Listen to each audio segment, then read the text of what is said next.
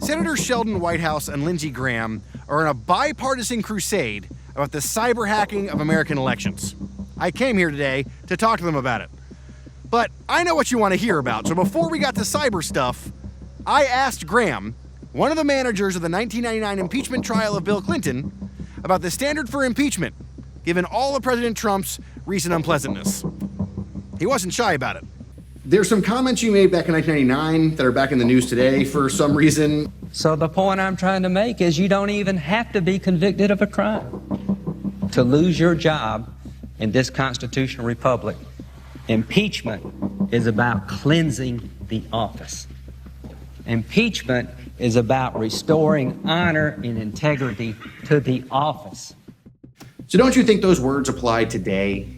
I think they always apply, and finally somebody's listening. It took 20 years, so welcome to the dance. Here's the deal. Once Mueller issues his report, one thing I learned about impeachment, there's sort of two models here. There's the Nixon model, where it just got overwhelming and there was just too much to ignore, and the Republican Party said, okay, you gotta go. There's the Clinton model, where it, to many people, was an overreach, that it was all about sex, and the party never abandoned President Clinton, and most independents said they didn't like what he did, but bridge too far. That's what happened here. If Mueller finds some evidence of Trump colluding with the Russians where he knew or should have known, that would be probably it for me. Other stuff, not so much. So not the stuff we've been hearing about this week? Well, that's not enough for you. I think that's not going to change many people's minds in terms of, is that an event to throw the guy out? The campaign finance stuff. And Senator, we're in your office. What do you think of that answer? I think Lindsey was right then, and he's right now.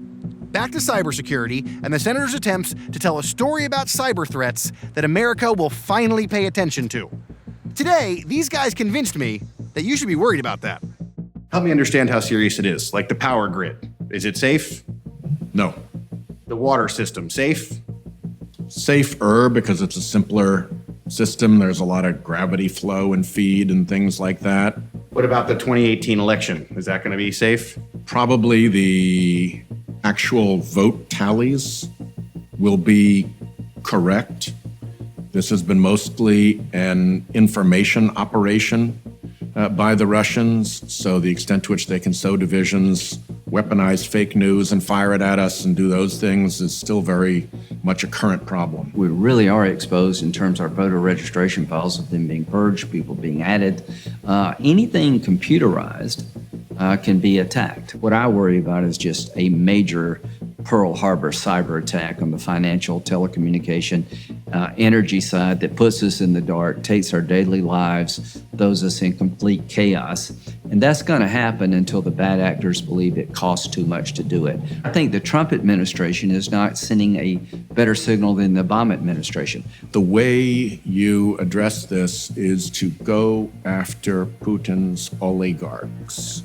That the support system for the Putin regime is that pack of thieves and looters that are his oligarchs. And the thing they want more than anything else is to find safety in London, in New York, to be able to escape the wicked world that they have looted, and to deny them rule of law world will have a very powerful effect. The new phrase that came from the hearing is kick them in the oligarchs. I sort of like that. Shouldn't you pass a law saying every power grid's got to have this kind of protection, or else we're doing something about it? The problem is that 2 weeks from now, there's a new iteration on what we told them they had to do, and that's now obsolete. What Sheldon's doing is saying, let's pick the 5 or 6 critical infrastructure pieces that would destroy our life if they were brought down, and encourage those people in these business areas to harden their infrastructure and keep hardening it. You know, I'm like willing to kill a bunch of people to make us safe. I'm pretty out there. I mean, I'm willing to leave troops in Afghanistan as long as we need. I'm willing to be hard on the terrorists.